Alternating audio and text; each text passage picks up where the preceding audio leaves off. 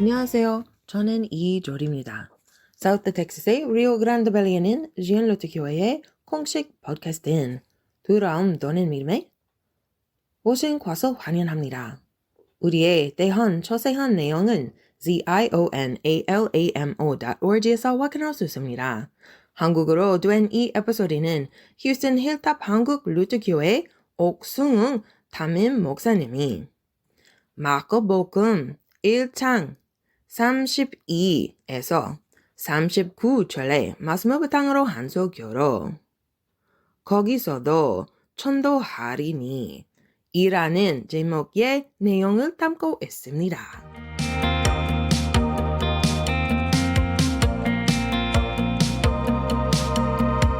기독교가 왕성했던 그러한 나라들이 있죠. 유럽이 그랬고 또 미국이 그랬습니다. 그러나 왕성한 시기가 지나가고 쇠락의 기간을 걷게 되면서 오늘의 시대를 그 후기 기독교, 그러니까 기독교가 진화를 갔는데 모양은 남아있는 알맹이가 없는 그러한 시대를 포스트 크리스천니티라고 이렇게 부르게 됩니다. 해마다 조지 바나라고 하는 아주 유력한 그 통계를 내는 그러한 기독교 단체가 있습니다.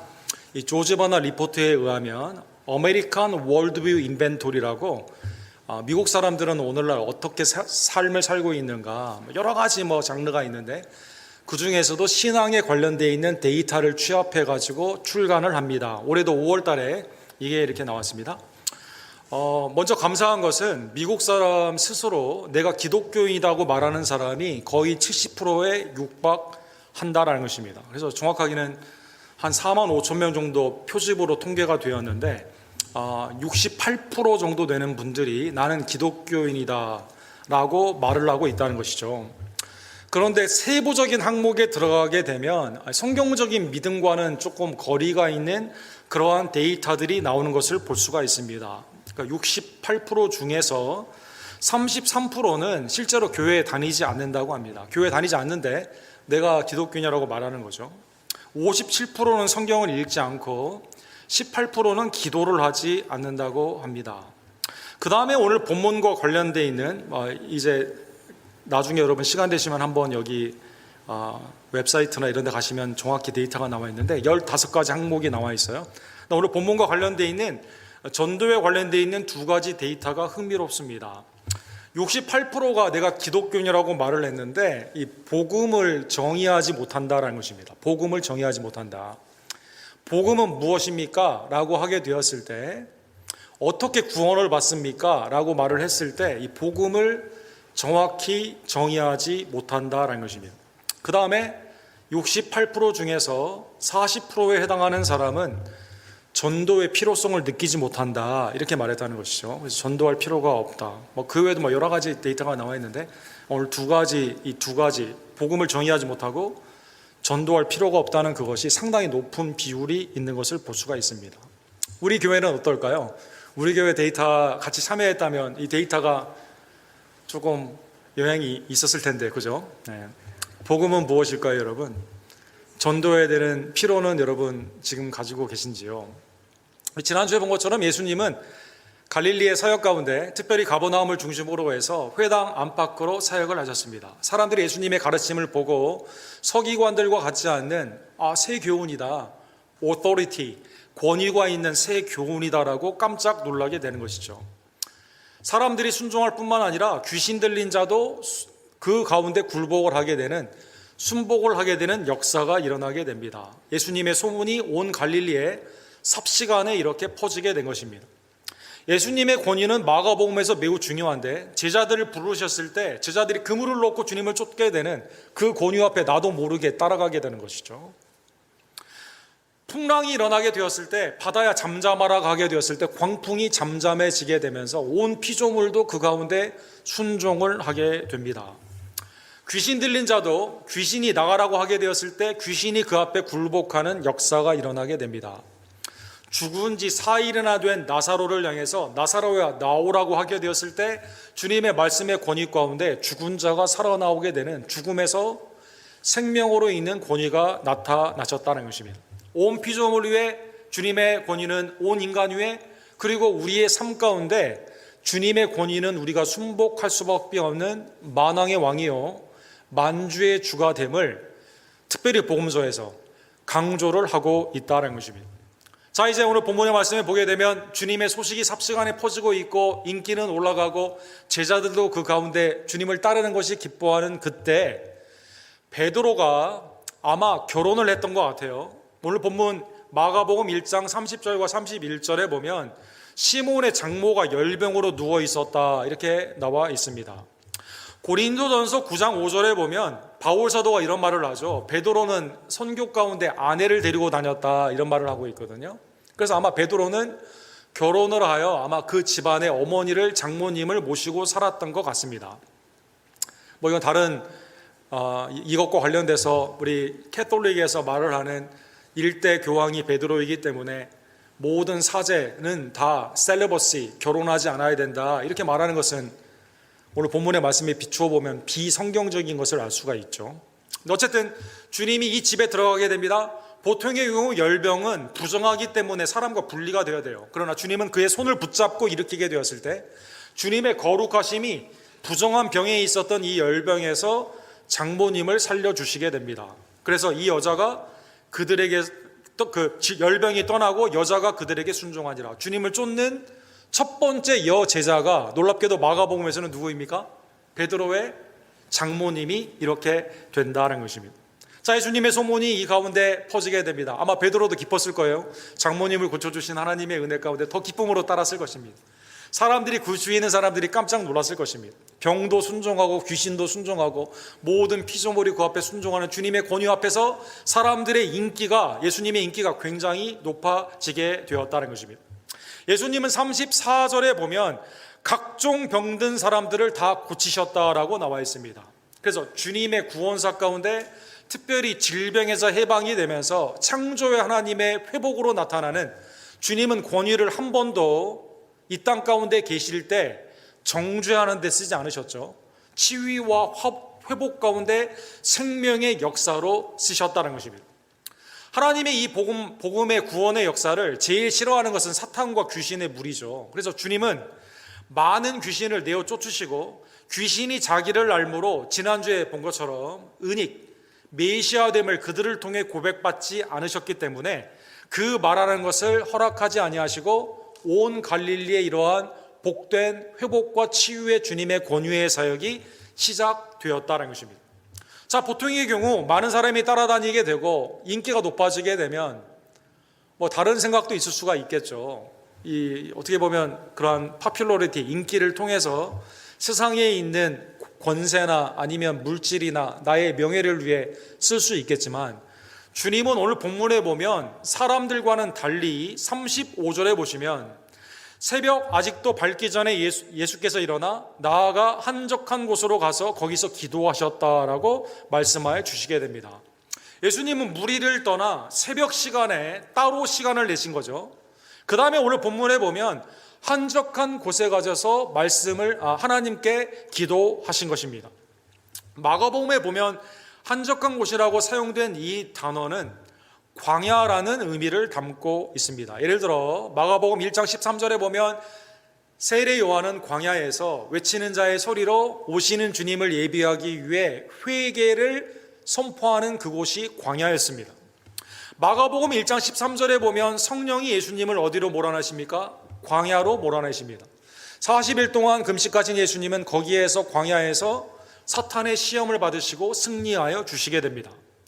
마가복음 1장 45절에 보면 사람들이 쫓게 되었을 때 주님은 한적한 곳, 사람이 없는 곳이다라는 의미로 이 단어를 사용하셨습니다. 마가복음 6장 31절에 보면 제자들이 먹을 겨를도 없이 바쁠 때 한적한 곳에 가서 쉬어라 라고 말씀하시면서 이 단어를 쓰셨다는 것입니다. 즉 이 단어의 공통점은 뭘까요? 무리 가운데 있는 게 아니라 하나님과 단독자로 있는 곳입니다. 이스라엘 광야에서 전적인 하나님의 은혜만을 바라보고 살아가면 되는 것처럼 사람들의 인기나 사람들이 원하는 것에 나의 삶이 휘둘리는 것이 아니라 하나님이 나에게 원하시는 것이 무엇인가, 하나님과의 단독자의 기도로서, 그래서 주님은 무리를 떠나 그것도 새벽에 여러분, 우리가 한국교회 전통의 새벽 기도회가 있잖아요. 새벽 기도회. 이 본문의 말씀에서 딴 겁니다. 예수님의 새벽 기도했던 본을 쫓아 우리 한국의 초대 선교사님들과 주기철 목사님을 통한 평양 대붕운동 가운데 새벽 기도가 이렇게 정착이 되게 되는데, 그래서 어쨌든 새벽에 예수님은 사람들을 떠나 하나님과 단독자로 주님과 교제하는 시간으로 시간을 쓰셨다는 것입니다. 기도하러 가신 예수님. 복음서에 보게 되면 예수님은 중요한 시기에 꼭 기도하신 것을 볼 수가 있습니다. 우리 교회에도 오셨던 김영봉 목사님이 쓰신 사귐의 기도라는 책도 있고, 가장 위험한 기도 주기도라는 그러한 책이 있습니다. 여기에 보게 되면 주님의 기도를 우리가 롤모델로 받는다면 우리의 기도의 내용이 확실히 달라지게 된다는 거죠. 예수님은 언제 기도하셨을까요? 누가복음 3장 21절에 보면 예수님은 세례를 받으시고 물에서 올라오신 후에 그때 기도하셨다라고 나와 있습니다. 우리의 죄 사함을 위해 죽음과 부활을 상징하는 세례 가운데 죄 없으신 예수님이 세례를 받으시며 구속사 가운데 나아가시는 그때 기도하셨다는 것입니다. 예수님은 누가복음 6장에 보면 제자들을 12명 부르는 그때 택하기 전에 기도하셨다 이렇게 나와 있습니다. 예수님은 누가복음 9장에 보면 변화산 산상에서 별세하실 것을 모세와 엘리야와 얘기하시면서 기도하셨다라고 나와 있습니다. 예수님은 오병이어의 기적 가운데 아이의 점심을 하나님께 들고 기도하셨죠. 마가복음 14장 32절에 보면 예수님은 겟세마네 동산에서 이 잔이 내게서 지나갈 것을 위해 간구하시고, 그러나 내 뜻이 아니라 아버지의 뜻 가운데 하나님의 뜻이 이루어지기를 위해 기도하시며 십자가를 지시는 그 순간에, 그 전에 이렇게 기도하신 것입니다. 예수님은 누가복음 23장에 보면 십자가의 선상에서 주님 저들의 죄를 사하여 주옵소서, 저들이 하는 일을 알지 못하나이다, 죄 사함의 기도를 선포하시고, 요한복음 17장에 보면 전체의 기도 가운데 17장 전체가 다 기도인데 하나님과의 영원한 영화 가운데 주님이 이제 십자가와 부활로 나를 영화롭게 할 때 주님의 제자들을 통해 복음을 받아들이는 우리들이 예수 그리스도를 믿는 믿음 안에서 하나가 될 것을 위해 기도하셨다는 것입니다. 예수님의 기도의 패턴을 우리가 담는다면 김영봉 목사님처럼 우리의 믿음의 시작인 세례 가운데 기도하겠죠. 주님의 사역 가운데 하나님의 뜻 가운데 기도하겠죠. 고난이 있다 하더라도 하나님의 은혜가 있음을 깨달으며 그 영광을 향해 기도하겠죠. 나의 뜻이 아니라 하나님의 뜻이 내게서 이루어지기 위해 겟세마네 기도를 하겠죠. 십자가의 선상에서 나에게 해치는 원수까지라도 죄의 용서함을 위해 축복하는 하나님의 은혜의 복음에 기도를 하게 된다는 것입니다. 예수님은 무리의 인기에 영합하지 아니하시고 시간을 때로 내어 사람을 피해 하나님과 단독자로 이렇게 기도하셨습니다. 제자들은 아직까지 예수님이 왜 기도하셨는지 이해를 못합니다. 36절과 37절에 보면 지금 가장 신난 사람은 누구예요? 베드로죠. 지금 장모님이 열병에서 고침을 받았으니까 얼마나 기쁘겠어요. 또 베드로와 그의 제자들이 이렇게 말합니다. 예수님의 뒤를 따라가가지고요, 모든 사람이 주를 찾나이다 이렇게 말합니다. 주님 여기서 뭐해요? 아니 지금 기도 이거 지금 뭐가 필요가 있다고, 지금 더 많이 병자도 고치고 귀신도 내어 쫓아야 되는데 지금 빨리 갑시다 이렇게 말하는 거죠. 여러분, 아직 기도의 중요성을 모르는 거죠. 여러분, 우리가 새벽 기도회나 교회 기도 시간이 많이 있는데 어떤 분이 예를 들어 기도합니다. 기도하는 분에게 사람을 시켜가지고 야 빨리 기도하지 말고 나오라고 그래, 주방 지금 바빠, 이렇게 말할 수 있을까요? 여러분 말할 수 있을까요? 교회 안에서 가정에서 기도하는데 지금 뭐 기도하고 있냐고 빨리 나가서 일하라고 이렇게 말할 수 있을까요? 기도를 전혀 모르는 사람이 그렇게 말하는 거죠. 여러분, 어쨌든 제자들은 언제 깨닫게 되었을까요? 누가복음 11장에 보면 오늘 비슷한 상황이 오늘 본문에 나와 있습니다. 예수께서 한 곳에서 기도하시고 마치시며, 여기도 비슷해요. 정해진 사람을 떠나 한 곳에서 기도하고 예수님이 이때는 제자들이 중간에 말리질 않아요. 빨리 갑시다 예수님 이렇게 안 해요. 기다립니다. 제자 중에 하나가 묻습니다. 주님, 요한이 제자들에게 기도를 가르쳐 준 것처럼 우리에게 기도를 좀 가르쳐 주세요 이렇게 말한 거죠. 제자들이 깨달은 거죠. 뭘 깨닫게 된 겁니까? 기도해야 되는구나, 기도해야 되는구나, 주님의 기도를 나도 담고 싶다, 배우고 싶다, 바뀌게 된 거죠. 전에는 사람들에게 막 바빠가지고 있는 삶 가운데 한적한 곳, 하나님과 단독자로 특별한 시간에 내가 주님 앞에 기도해야 되는 것을 깨닫게 되는 그 순간이 이렇게 왔다는 것입니다. 주님은 여기에서 주기도문, 주님이 가르쳐 주시는 기도를 누가복음에서 이렇게 가르쳐 주신다는 것입니다. 자, 예수님은 기도하셨습니다. 제자들은 그것도 모르고 빨리 가자고 말을 합니다. 근데 예수님이 기도하신 후에 사역의 전환이 일어나게 됩니다. 하나님과의 깊은 교제 가운데 예수님이 하나님이 내게 주시는 지금 가장 중요한 우선순위가 무엇인지 다시 재조명하시게 되었다는 것입니다. 그래서 오늘 본문의 38절에 보면 우리가 다른 가까운 마을들로 가자 거기서도 전도하리니 내가 이를 위하여 왔노라. 갈릴리에 여러 마을들이 있는데 지금 내 앞에 있는 병자, 귀신 들린 자, 삶 가운데 어려움이 있는 자들이 지금 다급한 모습으로 있지만 궁극적인 이 모든 사역은 하나의 목적을 향해 나아가게 되는데 그건 뭡니까? 주님이 이 땅에 오신 성육신하신 목적이 뭡니까? 전도하리니 내가 이를 위하여 왔노라. 주님이 그렇게 말씀하셨다는 것입니다. 주님의 지상사역의 가장 큰 목적이 전도, 도를 전한다, 한자죠. 도를 전하는 겁니다. 전도하라라고 번역된 이 말을 원어 가운데 보게 되면 크게 한 4가지 정도 생각해 볼 수가 있습니다. 왕이 헤럴드라고 불리우는 자기의 종을 시켜가지고 야, 이게 내 명령인데 이 지방에 가가지고 이거 지방 붙이고 그 다음에 그대로 공표해. 왕의 명령을 그대로 전파하는 겁니다. 프로크레임. 또 하나는 공식적으로 비밀스럽게 하는 게 아니라 사람들 앞에 공식적으로 선전하는 겁니다. 선포하는 겁니다. 이걸 그대로 말을 하는 겁니다. 공식성, 오픈리가 매우 중요하죠. 그 다음에 이 사람에게 있어서 매우 중요한 정보예요. 이건 생명과 사망. 여러분, 우리가 어떤 사람에게 이거 꼭 알려야겠다, 어디 세일하는데 이거 가면 빨리 살 수 있다고, 중요한 거 알리지 않습니까? 아, 오늘 세일하는데 무슨 파가 더 싸다고 여기 가야 된다고 이렇게 말하고 있지 않습니까? 아니면 어떤 의사가 용하다 이렇게 말하는 거 있지 않습니까? 중요한 것을 그 사람에게 전달하는 것입니다.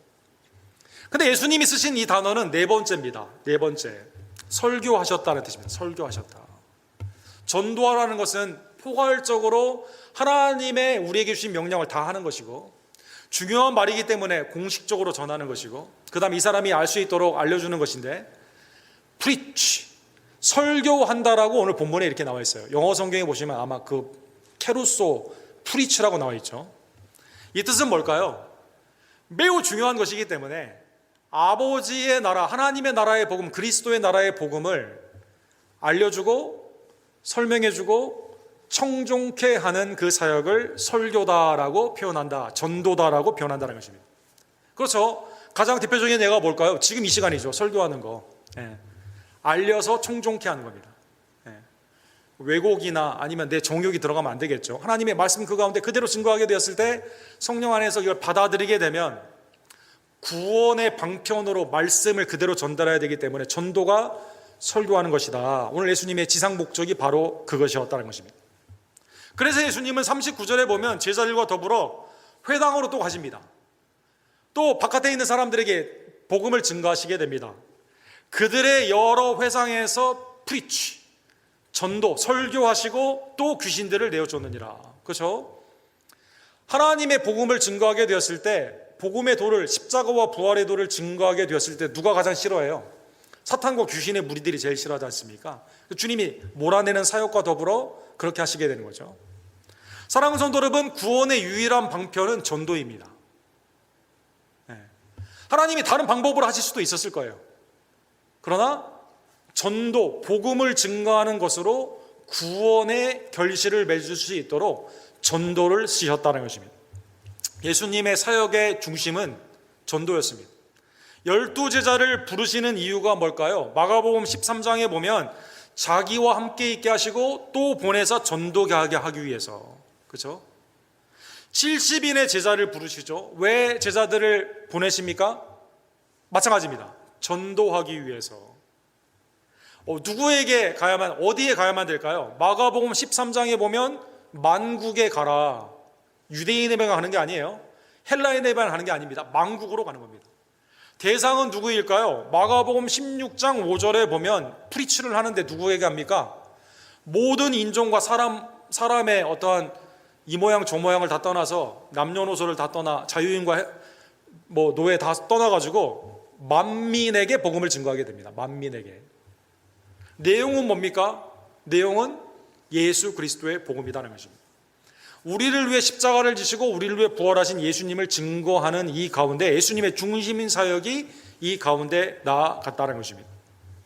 사랑하는 성도 여러분, 그러면 제자들은 나중에 성령이 오게 되었을 때 예루살렘과 온 유다와 사마리아와 땅끝까지 주님의 증인, 위트니스를 하게 되는 설교, 전도를 하게 되는데, 제자들은 그러면 예수님의 이 전도를 훈련받은 제자들은 어떻게 전도했을까요? 오늘날 전도할 줄 몰라요. 아까 말씀드렸잖아요. 68%가 자기가 크리스천이라고 생각하는데 그 중에 40%는 전도의 필요성도 모르고 60%는 복음도 모른다, 이렇게 돼 있지 않습니까? 그럼 제자들은 어떻게 전도했을까요? 예를 들어 사도행전 16장 31절에 보면 빌립보 관수에게 이렇게 말하죠. 주 예수를 믿으라, 그리하면 너와 네 집이 구원을 받으리라. 질문, 쉽습니까? 어렵습니까? 누구나 할 수 있습니다. 누구나. 사도행전 4장에 보면 다른 이로서는 구원받을 수 없느니 천하의 예수 그리스도 외에, 나사렛 예수 그리스도 외에 구원받을 만한 다른 이름을 우리에게 주신 일이 없느니라. 사도행전 8장에 보면 하나님의 나라와 예수의 그리스도의 이름에 관하여 빌립이 사마리아에서 전도했다. 사도행전 9장 20절에 보면 예수가 하나님의 아들이심을 전파했다. 사도행전 5장 42절에 보면 날마다 성전에 있든지 집에 있든지 예수가 그리스도라고 가르쳤다. 그리고 전도했다. 이렇게 나와 있습니다. 전도가 쉬울까요? 어려울까요? 우리 집안에 예수님 믿지 않는 사람이 있어요. 우리 이웃에 믿지 않는 사람이 있습니다. 내가 전도하기를 원해요. 근데 어떻게 하기가 어려워요. 성경에는 축약적인 모습으로 가장 축약적인 건 뭡니까? 예수님 믿으세요. 네, 예수님 믿으세요. 구원받습니다. 네, 아주 너무 심플하죠. 로마서 10장 9절에 보면 바울 사도는 여기에 복음의 내용을 좀 강조하죠. 내가 만일 내 입으로 예수를 주로 시인하며 또 하나님께서 그를 죽은 자 가운데서 살리신 것을 내 마음에 믿으면 구원을 얻으리라. 예수님이 우리의 구원주입니다. 그분이 나를 위해 죽으시고 부활하셨습니다. 그분을 믿으면 구원받습니다. 하나님의 영생의 선물을 받습니다. 제자들이 그렇게 전도했다는 것입니다. 오늘날 우리는 어떻게 전도해야만 될까요? 여러 가지 복잡하고 또 아주 세련된 방법들도 많이 있겠지만 가장 빠지지 않아야 되는 것은 예수 그리스도가 우리의 구원주됨을 그대로 선포하는 것이다. 그대로 선포하는 것이다. 전도와 구원은 달라요, 여러분. 전도는 그냥 증거하는 거고요. 구원은 하나님이 하시는 겁니다. 전도는 여러분과 제가 하는 거고 구원은 하나님이 하시는 거예요. 자, 오늘 본문의 말씀을 깨달으며 너무나 감사한 것은 사랑하는 성도 여러분, 주님이 만국에게 복음을 증거하라는 이 말씀을 제자들이 순종했습니다. 그 다음에 우리의 믿음의 선조들이 순종했습니다. 그래서 여러분 1886년도에 토마스 선교사님이 복음을 증거하기 위해 대동강에 오지 않았습니까?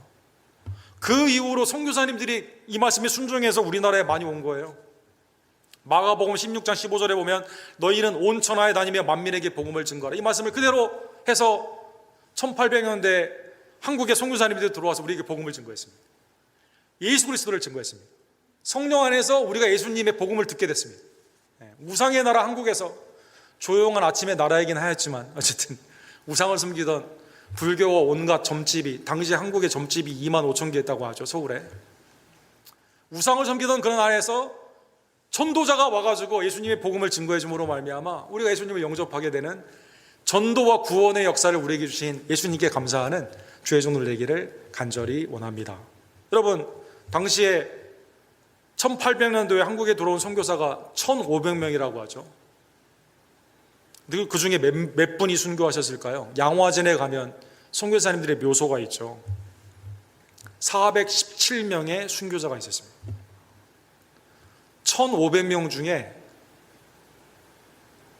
그러니까 조금 3분의 1이 못 되는 28% 정도 되는 분이 복음을 증거하기 위해서 그대로 복음을 증거하여 우리가 복음을 받게 되고 하나님의 은혜 가운데 구원받게 됨으로 말미암아 하나님을 섬기게 된 거죠. 이 아침에 사랑하는 성도 여러분, 영원한 감사의 제목, 누군가 하나님의 보내심을 받아 나에게 복음을 증거해 주고 누군가 나를 위해 희생해 주시면서 기도해 주시면서 성령께서 그 복음을 깨달아 주게 하시고 예수님을 영접하여 줄 수 있었던 그 은혜에 영원한 감사의 제목을 잊지 않는 여러분과 제가 되기를 간절히 원합니다. 그러기에 적용도 오늘 예수님이 뚜렷하신 야 거기서도 내가 전도하겠다 가자라고 하지 않았습니까? 제자들을 데리고 간 것처럼 복음의 위탁은 예수님이 제자들을 통해 그 다음에 또 그 제자들을 통해 오늘날 여러분과 저에게 복음의 위탁이 그대로 있음을 깨달으며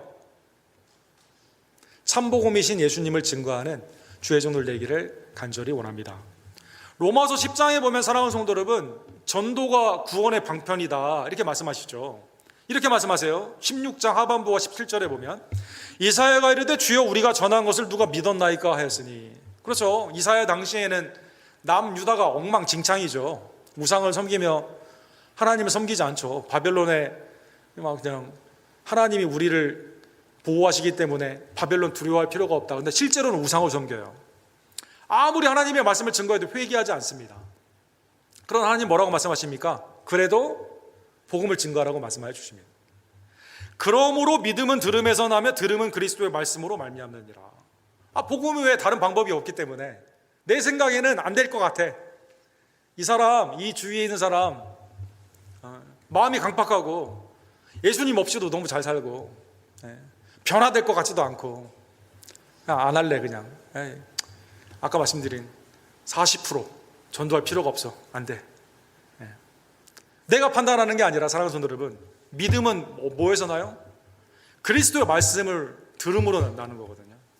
그래서 예수님의 말씀을 들려주는 내 생각을 저버리고 복음의 능력, 차별 없이 구원하시는 하나님의 은혜를 부끄러워하지 않고 복음을 증거하는 주의 종들 되기를 간절히 원합니다. 만약 여러분 우리가 복음을 부끄러워한다면 어떤 일이 생길까요? 예수님이 말씀하셨죠.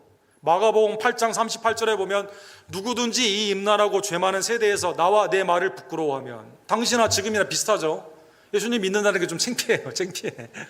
내가 뭐 아쉬운 게 있어가지고 이 사람한테 복음을 증거할 것이며, 그렇죠? 그냥 이 사람 갈 길 가고 나는 내가 할 길 가고, 부끄러운 거죠. 오늘날 기독교인이라고 당당히 말하는 것이 부끄러운 세대, 비슷한 세대 아닙니까? 근데 주님이 이렇게 경고하십니다. 인자도 아버지의 영광으로 거룩한 천사들과 함께 올 때 그 사람을 부끄러워하리라. 바울 사도는 내가 복음을 부끄러워하지 않는다고 그래 말했습니다. 로마서 1장에. 유대인이나 헬레인이나 차별 없는 구원의 은총 가운데 복음을 믿는 자에게는 구원이 있음을 깨달았기 때문에, 그 능력을 믿었기 때문에 부끄러워하지 않고 복음을 증거했습니다.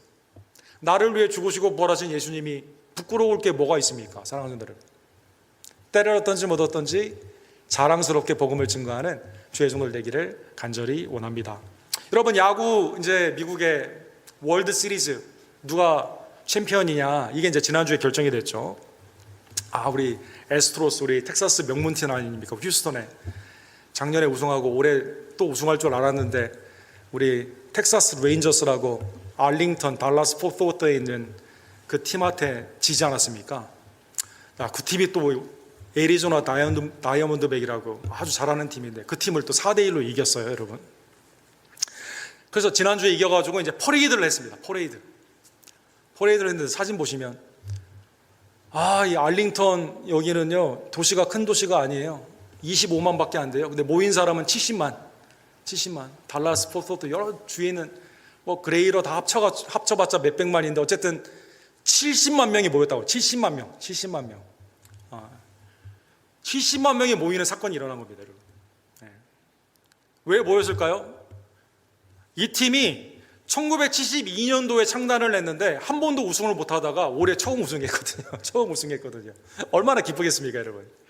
1972년도 이후에 태어난 분들은 평생에 한 번도 이 팀 우승을 한 거 못 봤어요. 그런데 처음으로 우승한 겁니다.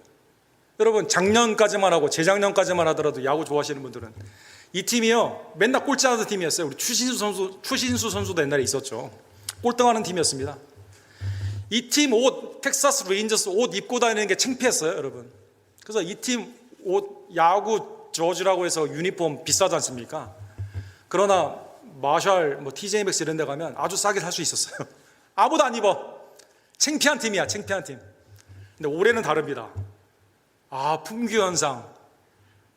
엄청 돈을 주고 많이 사야 됩니다. 올림피아 챔피언십 옷을 사려면 새벽에 4시에 일어나가지고 기다려가지고 받아야 됩니다. 여러분 왜 그럴까요? 승리했으니까 너무 기쁘니까. 전에는 옷 입고 다니는 게 창피했는데 지금은 자랑스럽게 입고 다니는 거죠. 2023년 월드 시리즈 챔피언 텍사스 레인저스. 한 번 승리한 팀에도 이렇게 자랑스러운데 여러분, 예수님은 우리를 위해 십자가와 부활로 사망 원세를 이기시고 한 번도 진 적이 없으시고 여러분과 저를 위해 지금도 중보하시며 하나님의 영광의 영으로 오시는데 여러분과 제가 부끄러울 게 뭐가 있겠습니까? 자랑스러워하며 복음을 증거하는, 구원은 주님께 있고 전도는 우리의 사명임을 다시 한번 깨달으며 때를 얻든지 못 얻든지 우리의 식구들, 우리의 주위에 있는 사람들, 또 내가 마음에 품는 사람들에게 예수님을 믿으라고 증거하는 전도자들 되기를 주님의 이름으로 간절히 축원합니다.